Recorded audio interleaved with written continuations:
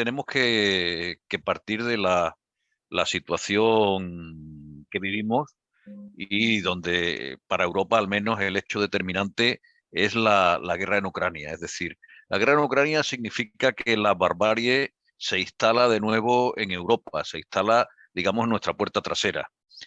No hay que. Algunos nos dicen que hacía 80 años que no había una guerra en Europa. No es cierto. En 1990 tuvimos la guerra en Yugoslavia y la guerra en Yugoslavia fue toda la expresión de la barbarie, es decir, la limpieza étnica, las violaciones en masa, los francotiradores tirando contra la población civil, etcétera, etcétera, etcétera.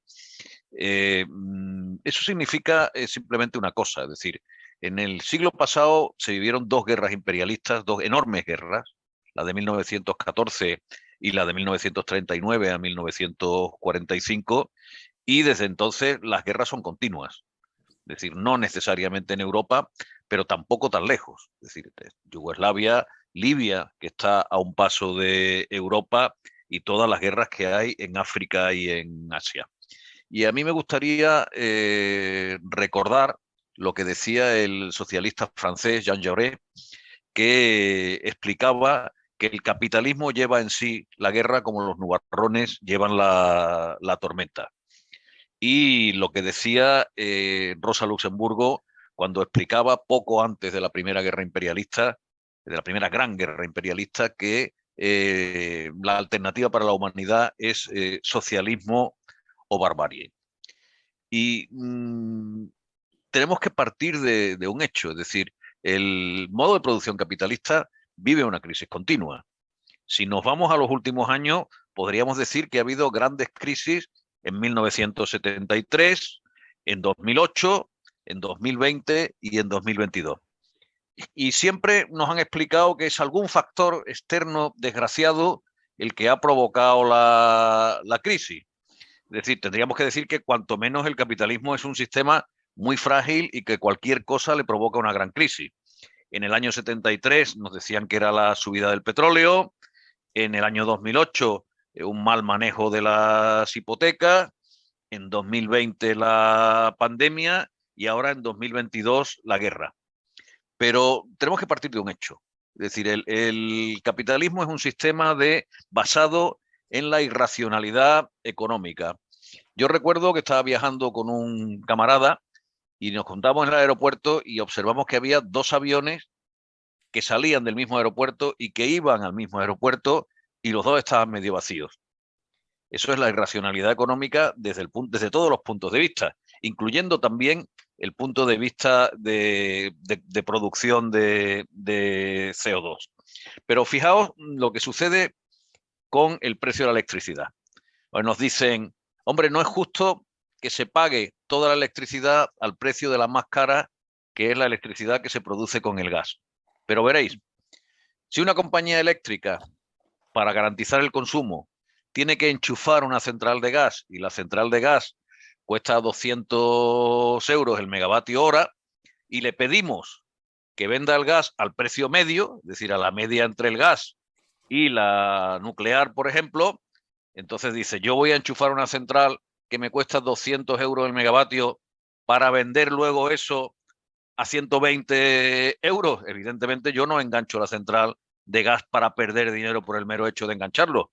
Prefiero no suministrar electricidad suficiente.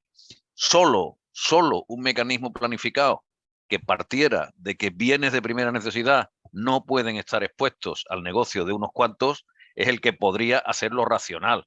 Que es decir, oiga, yo enchufo la central de gas y cobro la electricidad al precio medio que tiene, pero para eso tendríamos que partir de un sistema que no estuviera basado en la propiedad privada y en la maximización del beneficio.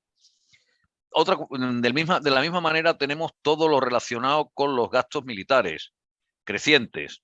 Evidentemente son gastos parasitarios. Es decir, ese gasto no produce más. No, si producimos un camión, el camión sirve para transportar cosas. Pero si producimos un tanque, el tanque solo sirve para hacer la guerra. Por lo tanto, son parasitarios. Y si se utilizan todavía peor, más parasitarios aún, porque entonces sirven para destruir medios de producción. Y sin embargo, la industria militar es imprescindible para el capitalismo. Esto ya lo contó Rosa Luxemburgo en 1911 y yo recomiendo que quien tenga tiempo que coja La Verdad, la revista teórica de la Cuarta Internacional, el número 111 que está a punto de salir y que explica detalladamente el papel de la industria armamentística dentro de la acumulación capitalista. El capitalismo es un sistema que por su propia naturaleza aboca a la mayoría de la población a la miseria. Hay una ONG cuyas propuestas no compartimos, pero cuyo análisis es muy acertado, que es Oxfam, que publica cada año un informe sobre la desigualdad. Y si leéis los informes de los últimos 10 años, todos ellos nos dicen que una pequeña minoría tiene tanto como millones y miles de millones de personas. Pero si leéis cada año el informe, cuando hace 10 años decía el 5% más rico tiene tanto como los 500 millones más pobres, hoy dice el 1% más rico tiene tanto como los 3.000 millones más pobres. Es decir, la desigualdad creciente. En el último informe nos explica cómo 10 personas más ricas tienen tanto riqueza como 3.100 millones de personas. Y esa riqueza se ha duplicado durante la pandemia. El informe lo explica y dice, si esta gente gastase 1.000.000 al día, $1.000.000 al día, les daría para 414 años. Eso es lo escandaloso cuando aquí hay gente que tiene que medir cada día si paga la luz o compra pollo. Y esto va peor. Como lo he dicho antes, desde 1995 el 1% más rico ha acaparado 20 veces más que el 50% más pobre. Y esta desigualdad tiene una consecuencia que es la miseria. Es decir, 5,6 millones de personas mueren al año por falta de servicios médicos, 2.100.000 mueren de hambre. Y también es un sistema que aboca al planeta a su destrucción. Y aquí nos hablan de la necesidad de cuidar el planeta, de que quizá tengamos que gastar menos, que tenemos que acostumbrarnos a no consumir tanto. Bueno, incluso la contaminación tiene un carácter de clase. Es decir, cada uno de los 20 más ricos contamina 8.000 veces más que los 1.000 millones más pobres. Es decir, no solo en los jets privados, sino en muchísimas otras cosas. Bien, ¿qué es el socialismo? El socialismo es poner frente al caos económico que genera la destrucción de fuerzas productivas, porque cada una de estas crisis que he contado antes es un episodio de destrucción masiva de fuerzas productivas y, en primer lugar, de la fuerza principal, que es la fuerza de trabajo, es decir, de miles de despidos, de miles de pérdidas de puestos de trabajo, de cierres de miles de empresas. Digo, frente al caos económico, la planificación económica de la economía. Y el ejemplo sería lo que he comentado antes de la electricidad. Eso permitiría que un bien común, un bien necesario, se administre en nombre del conjunto de la sociedad y no en nombre del beneficio de un puñado de miembros del Consejo de Administración de la eléctrica. Y permitiría resolver cuestiones elementales como darle de comer a la población. Pero el mundo tiene ahora 7.500 millones de habitantes. 800 millones pasan hambre cada día. Y sin embargo, la producción de alimentos cada año llega para 10.000 millones de habitantes. Es decir, tendríamos para los 7.500 millones y sobraría para 2.500 millones más. Y sin embargo, como he dicho, 800 millones pasan hambre. Pero es que al mismo tiempo que sucede esto y que hay gente que pasa hambre, hay un abandono de tierras. Y la causa del hambre, circunstancialmente, podemos decir, hay hambre en tal sitio de África porque hay una sequía, pero la causa del hambre no es de la naturaleza, sino que es del hombre y del sistema de producción. Y lo voy a explicar con un ejemplo de la historia de Europa. Entre 1845 y 1849, la isla de Irlanda sufrió una hambruna que llevó a que la isla tenía 8 millones de habitantes, hubo 1 millón de muertos en 4 años y más de 2 millones emigraron. Es decir, El 40% de la población murió o emigró. La causa de esa hambruna es un hongo de la patata. Es decir, lo que mató a 1 millón de irlandeses no es una enfermedad que afectara al hombre, es un hongo que afectaba a la patata. ¿Y por qué un hongo que afecta a la patata mató a 1 millón de personas? Porque la propiedad de la tierra había llevado a que las tierras más ricas se dedicaran a productos de exportación, en especial trigo, y que los irlandeses cada vez fueran cultivando parcelas más pobres, más altas, en tierras menos fértiles, que la única cosecha que podían dar y que permitiera comer era la patata. Por lo tanto, la causa no fue el hongo, la causa en última instancia fue el sistema de producción capitalista que primaba la agricultura de exportación sobre la agricultura para darle de comer a la gente.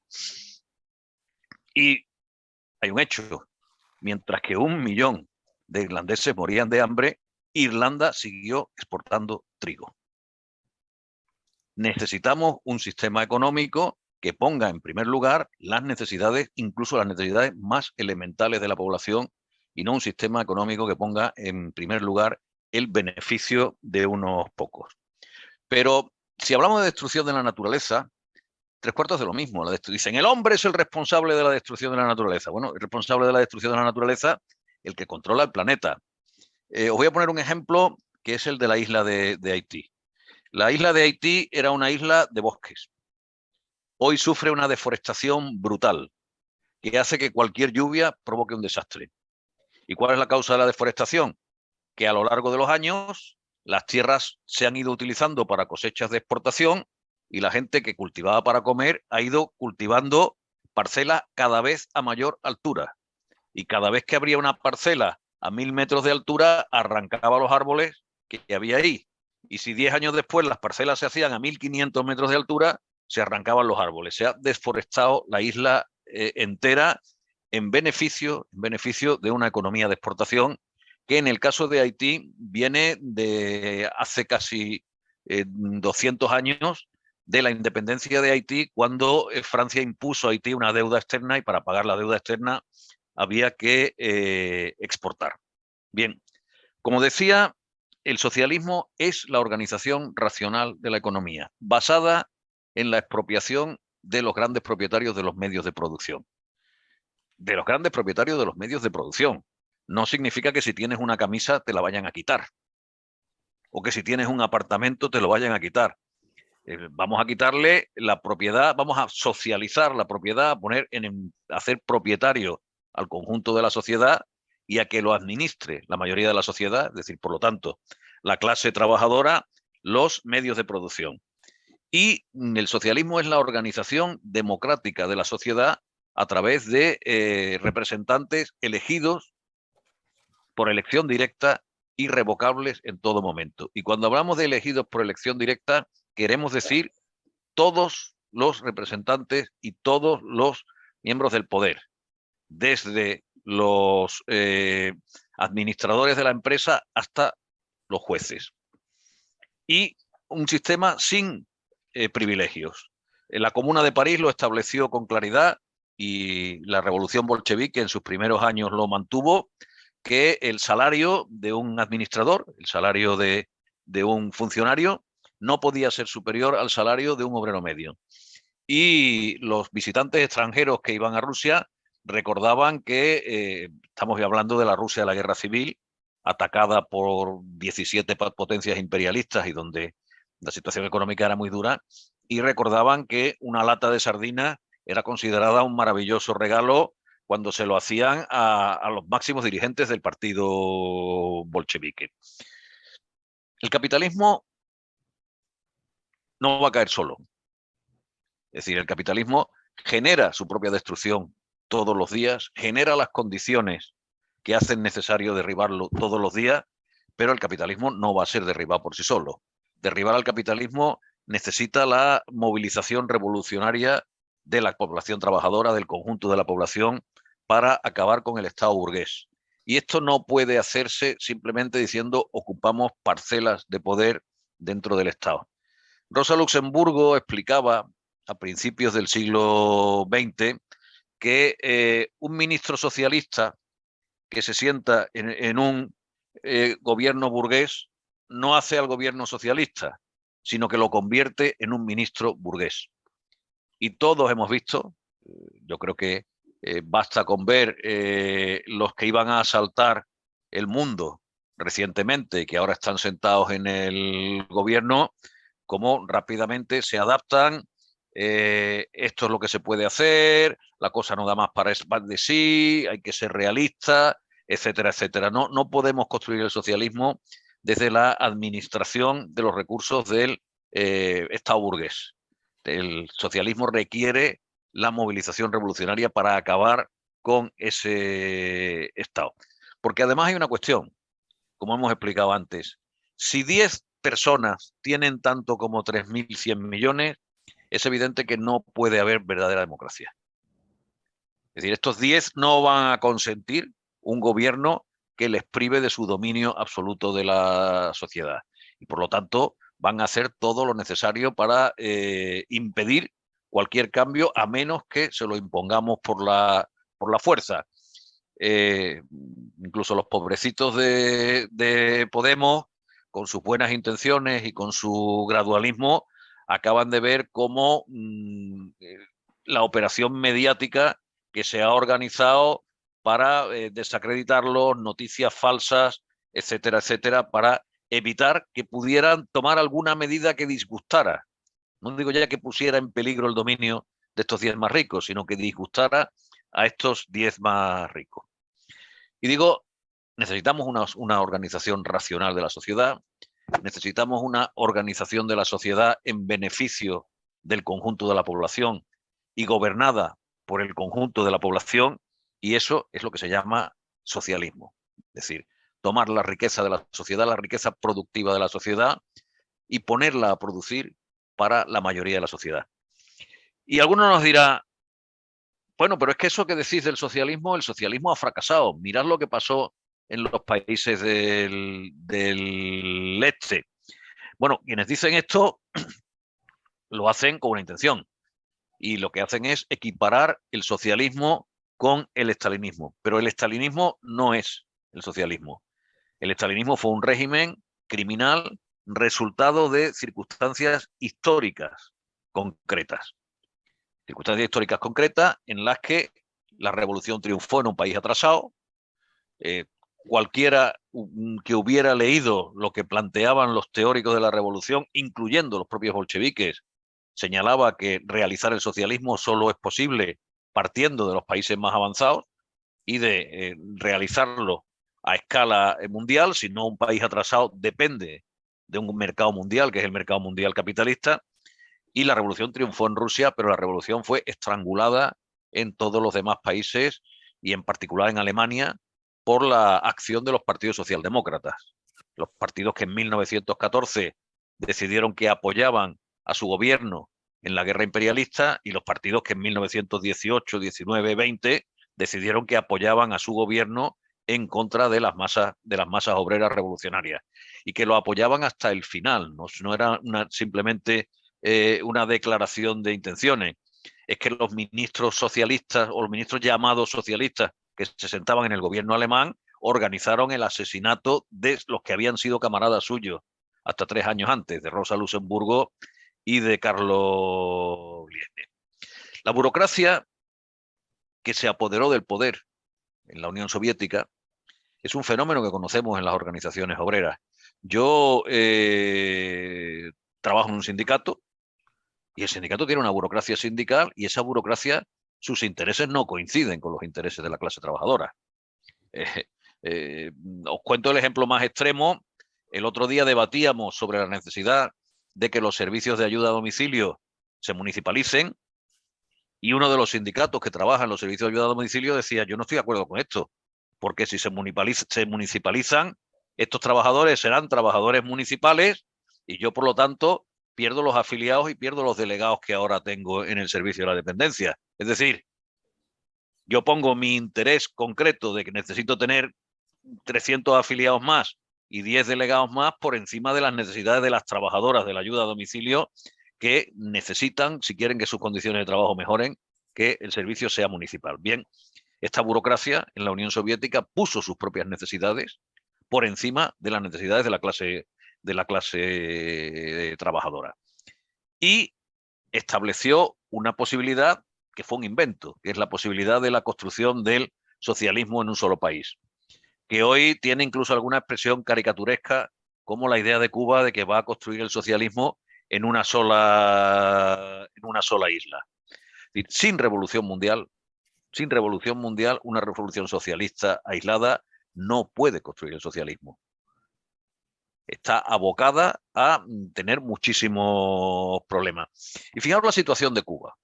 Es decir, es una isla, está a 100 y pico de kilómetros de la mayor potencia imperialista, por lo tanto, cuenta con la lucha del imperialismo contra Cuba desde el primer día. Y esta lucha ha tenido elementos muy claros. El primer elemento que ya todos conocéis es el bloqueo. Es decir, no se compra ningún producto, no se permite que ningún barco que para en un puerto cubano pueda parar en un puerto de los Estados Unidos, y no se permite, por ejemplo, Cuba es uno de los mayores principales mundiales de níquel. Los Estados Unidos prohíben que cualquier empresa americana o cualquier empresa que produzca para América utilice níquel proveniente de Cuba. Y claro, si el boicot lo organizara, yo qué sé, El Salvador, que es un pequeño país, tú dices, bueno, pues podemos pasar del mercado del Salvador, pero es que Estados Unidos es la gran potencia imperialista. E impedir que se utilice una riqueza mineral de Cuba para cualquier producto que pueda venderse en Estados Unidos o que pueda utilizar componentes de Estados Unidos es terrible. Bien, eso obliga a una cosa que es una contradicción en sí misma, que es la socialización de la miseria. Eso no es el socialismo. Eso puede hacerse en un momento obligado por las circunstancias. Pero fijaros la posición de la burocracia cubana. En los años 80 hubo un proceso revolucionario muy importante en Centroamérica. Hubo la revolución nicaragüense, que triunfó, y había un alzamiento revolucionario en El Salvador que tenía muchas oportunidades de triunfar. Los americanos decidieron, para combatir a la guerrilla salvadoreña, que necesitaban bombardear a baja altura. Y la guerrilla salvadoreña pidió a Cuba que le suministraran material antiaéreo para los aviones que vuelan a baja altura, porque si no, evidentemente, les machacaban desde el aire. Y Cuba se negó a facilitárselos. Cuba pensaba que eso era implicarse más en la guerra y, por lo tanto, eso les podía plantear problemas. Por lo tanto, permitieron la derrota de los revolucionarios salvadoreños. Y eso dejó a los revolucionarios nicaragüenses aislados. Y les obligó, aconsejados también por Cuba, a llegar a un acuerdo con el imperialismo y a dar marcha atrás, y en particular permitir unas elecciones que todo el mundo sabían que iban a perder. Por lo tanto, la revolución cubana, que podía haberse visto fortalecida por una potente revolución en Centroamérica, si podemos hablar de que 4 o 5 países se hubieran sumado a la oleada revolucionaria, se queda sola. Y ese es el resultado de la idea de que construimos el socialismo en una sola isla e intentamos llegar a una coexistencia pacífica con el imperialismo. El imperialismo jamás va a renunciar a recuperar el terreno perdido y a recuperar los bienes que le han sido expropiados. Y en el mercado mundial como está ahora, el imperialismo no puede renunciar a ningún mercado, ni al mercado cubano, ni al mercado ruso, ni al mercado chino. Por lo tanto, sin revolución mundial no es posible construir el socialismo. Efectivamente, pero no es solo que se lo van a comer. Es decir, existe un mercado mundial. Existe un mercado mundial y el mercado mundial está dominado hoy por el imperialismo. Y eso te obliga, es decir, el imperialismo durante años va a hacer la labor de zapa utilizando el mercado mundial para acabar hundiendo la construcción socialista en cada uno de los países. Pero hay una cuestión muy importante. El enemigo en la Unión Soviética estaba dentro. Y el enemigo en la Unión Soviética era la propia burocracia soviética. Porque si dijéramos, ¿Quién ha destruido el socialismo en la Unión Soviética? Porque no ha sido la CIA que montó una operación terrorista, no ha sido una invasión externa, fue la propia burocracia la que dinamitó el Estado socialista desde dentro. Y eso que a algunos les puede sorprender, ha muerto recientemente Gorbachov y algunos dicen Gorbachov es un traidor que desmanteló tal. Bueno, en 1938 hubo un tal Trotsky que ya explicaba en un libro, La Revolución Traicionada, cómo la destrucción de la Unión Soviética, cómo la burocracia acabaría por destruir la propiedad socialista. Es que, mira, en el caso de Cuba y en el caso de China ya no nació como una revolución preparada desde abajo por el pueblo y tal, ya nadie es todopoderoso, quiero decir. Rusia es uno de los países más atrasados de Europa. Entonces, naturalmente, la clase obrera rusa no tenía más remedio que hacer la revolución o ir a la catástrofe. Porque con la guerra imperialista, con la destrucción del país, era ir a la catástrofe. Y por lo tanto, hicieron la revolución, no esperaron a ver si los alemanes nos ayudan. Pero por sí solos, construir en el país más atrasado de Europa, con un 90% de la población campesina, construir un Estado socialista, era un imposible. Hubieran necesitado de lo que los bolcheviques, por lo que los bolcheviques apostaron desde el primer día, porque hubiera una revolución en los grandes países europeos. Y para eso construyeron la Internacional Comunista, para tener un instrumento de la revolución mundial. Cuando la revolución mundial fracasó, se encontraron con que tenían que entrar a un estado de administración de la miseria, con un país devastado. Es decir, el país había vivido 4 años de guerra. Ya en 1917 el país estaba destrozado, pero añádele 4 o 5 años de guerra civil. Es decir, la producción cuando terminó la guerra civil estaba en un 20% de lo que estaba en 1914. Y en esas condiciones, evidentemente, de atraso, la burocracia se impuso por encima de la clase obrera, impuso su dictadura, se apropió del poder para imponer su dictadura.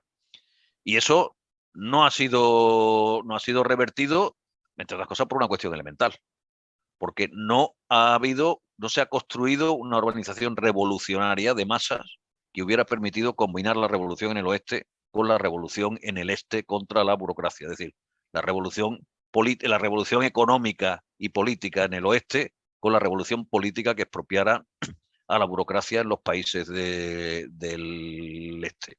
Yo creo que en este momento, digamos que estamos en una situación diferente, es decir, los grandes países europeos están ante la destrucción del sistema de vida que hemos conocido. Y eso abre una perspectiva revolucionaria que esta vez sí puede ser en el corazón del sistema. Pero para todo esto hay una necesidad. Los bolcheviques lo entendieron, es decir, los bolcheviques entendieron que necesitamos la revolución mundial para que nuestra revolución sobreviva y para tener la revolución mundial necesitamos un partido de la revolución mundial. Los levantamientos revolucionarios se producen y se producen de manera espontánea. Nadie iba a pensar que el que le expropiaran su puestecillo de venta a un pobre chaval en Túnez iba a desencadenar el hundimiento de todos los regímenes árabes. Y sin embargo se produjo. Se produjo una revolución, se produjo el hundimiento del régimen de Túnez, el de Egipto, el de un montón de países. Pero sin embargo, ninguno de ellos fue capaz de tener el instrumento de consolidar esas conquistas. Y el instrumento de consolidar las conquistas, el instrumento de preparar la revolución, es el Partido Revolucionario. Y el elemento central es la necesidad de construir ese partido revolucionario. Cuando la Cuarta Internacional se fundó en 1938, y por lo tanto en vísperas de la Segunda Guerra Mundial, lo que señalaba es que las condiciones objetivas, lo que se llama las condiciones objetivas para la revolución, estaban más que maduras. Pero que lo que faltaba era el factor consciente, es decir, faltaba la organización que pudiera ponerse al frente de esa movilización. Por lo tanto, la Cuarta Internacional en su programa de fundación decía: la crisis de la humanidad es la crisis de la dirección revolucionaria, y eso que era actual en 1938 lo sigue siendo hoy. La vieja Europa no va a ser la Europa que hemos conocido. Yo creo que hoy todo el mundo tiene claro que las generaciones jóvenes no vais a vivir mejor que lo que vivíamos las generaciones más mayores. De hecho, cosas tan elementales como un empleo fijo, que para nosotros eran el ABC, para las jóvenes generaciones es una utopía. Si queremos detener la ruina de Europa, solo hay una posibilidad, y es la construcción socialista de Europa, los Estados Unidos socialistas de Europa. Si no, lo que vamos a asistir en los próximos años va a ser a la destrucción de la industria, a la destrucción de la producción europea y a la destrucción de todas las conquistas sociales que la clase trabajadora europea arrancó en el siglo XX, entre el comienzo del siglo XX y 1950 aproximadamente. Y estoy hablando de conquistas como la seguridad social, la sanidad pública, la enseñanza pública, etcétera, etcétera. Ese es el reto. Es como decía al principio, y citando a Rosa Luxemburgo, el reto hoy es socialismo o barbarie. La perspectiva, incluso antes de la guerra, es decir, la perspectiva para Europa era el mito de la descarbonización y de la llamada economía verde. Yo creo que hoy tenemos alguna perspectiva más de ese tema. Es decir, si seguís la evolución de los proyectos de coche eléctrico, por ejemplo, las multinacionales empiezan a poner en duda que sea posible la conversión de los automóviles a automóviles eléctricos. Y algún estudio señala que hay un embudo de los materiales necesarios para construir tantas baterías como serían necesarias para los cientos de millones o miles de millones de coches eléctricos que ellos plantean construir. Pero nadie se para. Es decir, el proyecto sigue siendo hoy por hoy la destrucción de la última gran industria que queda en Europa, que es la industria del automóvil. Porque si os fijáis, yo el otro día pasaba repaso de Sevilla. Es decir, y yo decía, hombre, de las huelgas que yo conocía cuando yo era estudiante y estaba empezando a militar en política, pues de todas esas industrias, en Sevilla solo existen dos. Y en Sevilla tenemos una fábrica de cajas de cambio para la Renault, que desaparecería con el coche eléctrico, y Airbus. Y Airbus como industria militar, porque industria civil no tenemos de Airbus en Sevilla. Y luego repasaba, nosotros teníamos unos astilleros con 10.000 personas, teníamos una siderúrgica, teníamos Roca, teníamos Flex, teníamos Gillette, teníamos una fábrica de contadores eléctricos, teníamos una fábrica de industrias subsidiarias de aviación, etcétera, etcétera, etcétera. Si yo repaso, y es un desierto industrial lo que se han dejado. Bueno, pues la descarbonización lleva a un desierto mayor. Y claro, todos los europeos podemos reconvertirnos en camareros, pero desde luego ningún camarero va a tener el salario y las condiciones de vida que tenía un trabajador de la SEA o que tenía incluso un trabajador de las minas. Si miráis Asturias, es decir, Asturias hoy por hoy es la comunidad con mayor porcentaje de población pensionista. Y el PIB de Asturias depende en buena medida de lo que perciben los pensionistas asturianos. Y recordar, Asturias tenía siderurgia, minería, astilleros. La siderurgia hoy en España es marginal. Las pocas industrias, el aluminio no va a desaparecer porque es una industria electrointensiva y a las tarifas que están poniendo la electricidad va a desaparecer. Es decir, la reconversión a la economía verde, verde quiere decir, porque al final lo que nos va a quedar es el campo. Y el campo, evidentemente, el campo del siglo XXI no puede generar los puestos de trabajo que generaba el campo del siglo XX. Cuando yo era joven se recogía el algodón, que ahora se está recogiendo en Andalucía, y había miles de personas trabajando en la recogida del algodón, incluso muchos estudiantes como yo hemos ido a recoger algodón, porque hacía falta una tremenda cantidad de mano de obra. Entra una máquina y recoge 10 campos de algodón en un día. Ese es el futuro que dejan a Europa, porque se van a llevar la producción al sitio donde no haya derechos obreros. Y si seguir las etiquetas de la ropa de Zara, al principio se hacían en Galicia, después se hizo en Marruecos, después se hizo en Turquía, después en China, después en Bangladesh, y ahora se está haciendo en Vietnam, y alguna he visto ya que se hace en Laos y en Indonesia. Es decir, es la destrucción continua de la base de vida de la población europea y por lo tanto de los derechos. Los derechos que tenemos no nos los ha regalado nadie y no son eternos.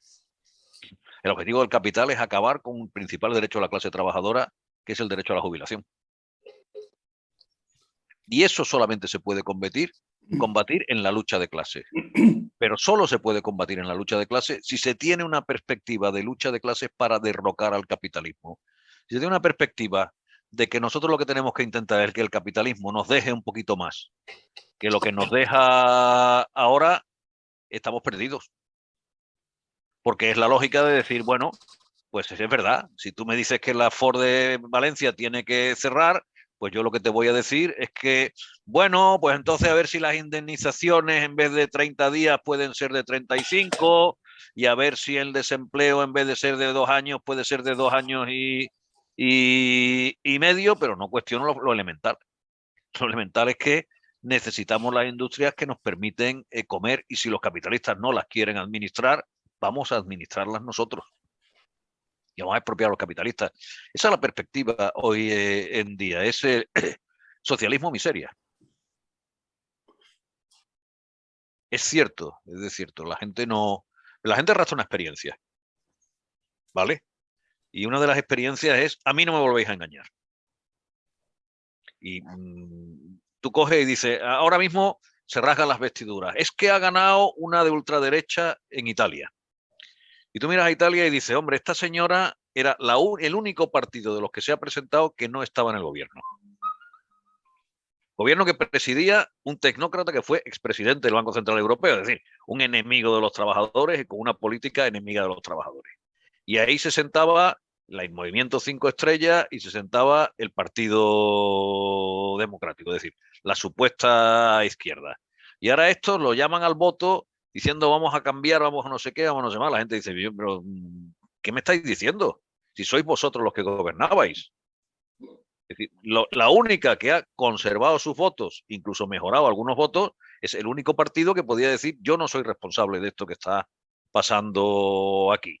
Y sabemos lo que es la Meloni y sabemos que la política suya va a ser todavía peor que la del gobierno anterior. Pero aquí en Andalucía, cuando ganó la derecha, es que la gente que no llega a fin de mes, que no puede pagar la luz, que cada vez que va a la gasolinera y los que necesitamos el coche para ir a trabajar somos los trabajadores porque nos han expulsado de las grandes ciudades. Porque la política de vivienda nos ha mandado a vivir a 10, a 12, a 15, a 20 kilómetros de la ciudad, que es donde podemos tener una mínima vivienda. Y cada vez que vamos a la gasolinera es un atraco. Y que estamos yendo al mercado, y el otro día me decía un amigo, dice, yo ya he dejado, el hijo de un amigo decía, yo ya he dejado de comprar plátanos y ahora compro bananas. Porque los plátanos están a 3 euros el kilo y las bananas están a €1,5 el kilo. Esta gente que ahora les llaman a decir, ven a las elecciones porque la izquierda no sé qué. Dice, mira, escúchame, ya me habéis engañado no sé cuántas veces, no me engañáis ni una sola vez más. He mirado las elecciones andaluzas en Sevilla. Y abstención media 30 y tantos %. Abstención en las barriadas obreras alrededor del 50%. No es la habéis votado.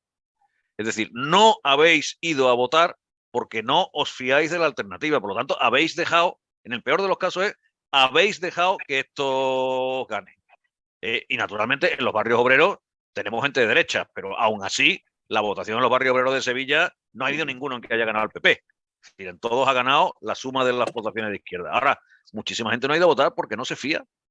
Igual que muchísima gente lo llaman los sindicatos a la movilización y dice, ¿para qué me llamáis a la movilización si yo sé que al final vais a firmar lo que os pongan por delante y yo voy a perder un día de trabajo si hago un día de huelga voy a perder un día de salario? El problema no es de la gente.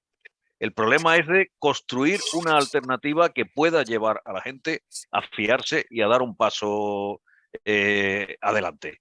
En Francia han dado un paso, ¿eh? En Francia han dado un paso. Tienen, no voy a decir que sea el partido bolchevique, porque no lo es, pero tienen una organización que plantea la ruptura y que se está organizando en los barrios, en las barriadas obreras y tal. En la zona norte de París, que es la zona de clase obrera y de clase obrera emigrante, por ejemplo, todos los diputados que se han sacado han sido de esta organización. No ha habido ni un solo diputado que haya sacado la derecha. Y aún así, con la desconfianza de la mayoría de la gente, porque más del 50% no ha ido a votar. Pero la realidad es esa, es decir, la realidad, no digamos que la gente tiene la culpa. La culpa la tienen los dirigentes que han engañado, hartado, desilusionado y traicionado a la gente, y que ahora la gente dice, ¿yo para qué voy a ir a votar? Para que tú te sientes en el asiento ese en la poltrona y chupes 4 años más y te olvides de mí. Porque esa es la experiencia del partido, del gobierno progresista, del gobierno que llaman progresista. Ha entrado ahí y ahora dice, la luz está por las nubes. Ay, no podemos hacer nada porque tenemos que respetar la economía de mercado, no podemos incautarnos de las eléctricas porque estas son las reglas del juego y tal. Llega Yolanda Díaz y dice, vamos a limitar el precio de 30 alimentos. Ojo, de 30 alimentos. 30. Y lo primero que le dicen, no se puede. El gobierno no puede limitar el precio de ningún alimento con las reglas de mercado que vosotros tenéis. Y cuando todo el mundo sabe, nosotros dimos una charla el otro día en un pueblo aquí de Sevilla que produce naranjas. Y allí estaba sentado un compañero que decía, yo tengo una parcelita de naranjo y me pagan a 26 céntimos el kilo de naranja. Y voy al Mercadona que está enfrente y está el kilo de naranja a 3 euros y pico. ¿Cómo que no se puede limitar ese robo? Bueno, pues la señora Yolanda al final ha dicho, no, lo que vamos a intentar es un acuerdo con las grandes distribuidoras para que voluntariamente puedan plantear una cesta de 30 alimentos en las que limiten los precios, etcétera, etcétera, etcétera. La gente dice, bueno, muy bien, vosotros gobernáis. No puedo llegar a fin de mes, no puedo pagar la luz. Me roban cada vez que voy a la gasolinera. Este invierno voy a tener que decidir si compro pollo o si enciendo la calefacción. Y el año que viene me vais a decir, venid a votarnos no sé cuántos porque viene la derecha, porque tal, porque no. Así, tío, no me tomes el pelo más. Ahí lo que necesitamos es una fuerza que sea capaz de ilusionar y movilizar a la clase trabajadora. Y cuando la tengamos y demuestre que es capaz, no va a ser el primer día. No vamos a constituir una fuerza y el primer día la gente se va a precipitar a votarla. Cuando tengamos esa fuerza, hablaremos de otra cosa y de otra situación. Y vuelvo sobre el tema que habéis planteado de la vivienda. Es decir, el problema es que un bien esencial, como es la vivienda, está en manos de la propiedad privada, de la iniciativa privada, de los especuladores en última instancia.